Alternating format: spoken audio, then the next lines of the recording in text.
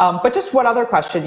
Last time you were on the show, we talked a lot about stablecoin regulation. And, I remember initially you were kind of very wary of stablecoin regulation in the US. And then later when we saw some kind of initial guidelines, you thought, okay, this is moving in the right direction. But now we're sort of at the point where we're going to start seeing talk of algorithmic stablecoin regulation. And I guess I'm just curious what you think the appropriate regulatory approach to algorithmic stablecoins is.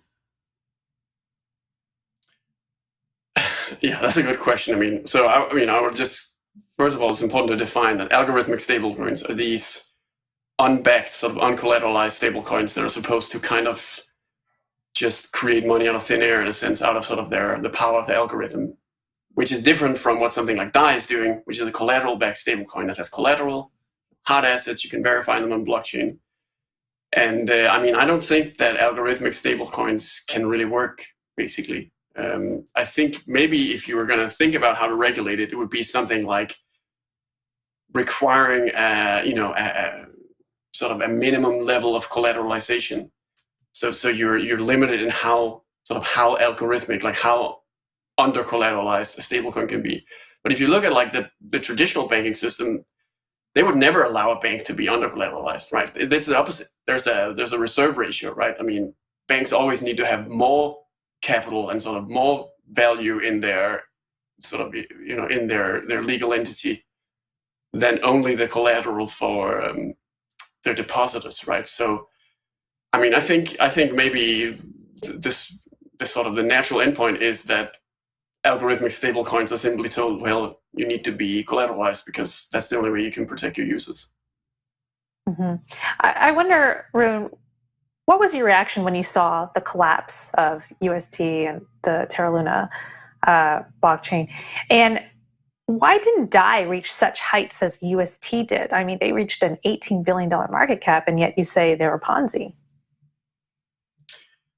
Yeah, before it all happened, I kind of, I almost like, I got a lot of personal abuse almost, right, of people making, that's just, of course, that's just Twitter, right? That's just the internet. But I was kind of looking forward to it collapsing almost. But then when it actually happened, I wasn't exactly in the mood to say I told you so. It was a human tragedy, basically, right? It was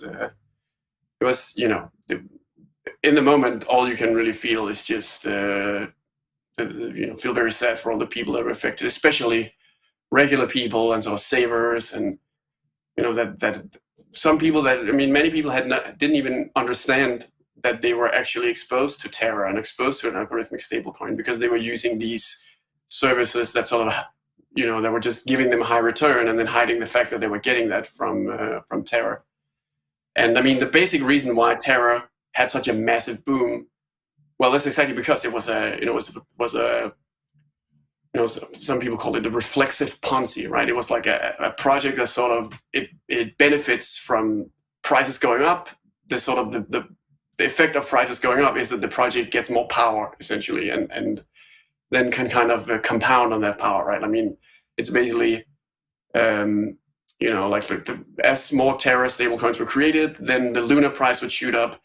Then they could use all that Luna value, all that value that existed on paper, and do things like subsidize the extremely high yields, the 20% yields for Terra, and sort of create this army of shills, right, of people that had all these Luna coins that, thought they were, About that army of shills, because we do have to jump, but do you think that Elon Musk brought up this whole thing of fake Twitter bots going out and flooding Twitter, and that he thinks it's a significant portion of their traffic? Do you think that Luna bears some responsibility that some of those bots were promoting Luna to such an extent that they may be liable or responsible for at least some of the downfall that happened to a lot of people, to some of the losses that these people suffered?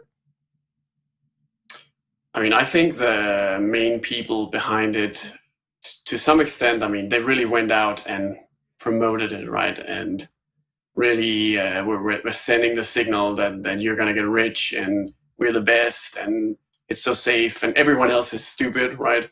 This kind of messaging that I think is kind of, it's the kind of stuff you get from Ponzi schemes, right? And it actually resembles something like BitConnect, And as far as I'm aware, right now there's all these like lawsuits and a lot of legal stuff happening in South Korea that's targeting people like Do Kwon and I don't know, perhaps other sort of others of the people behind it.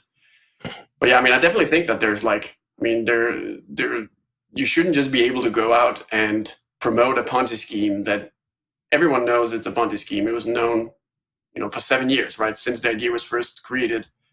There's been plenty of them beforehand. They all collapsed. And you're doing the same thing, and you're just sort of promoting it even more and making it boom even more. I mean, I even, there were certain funds, right? There were all these big investors that were supporting it and doing things like propping it up.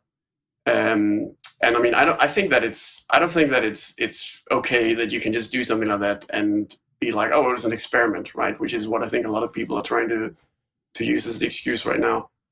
But I would also imagine that basically the sort of all these lawsuits and all this sort of individual litigation is gonna, sort of make sure that people think twice about doing anything like this again.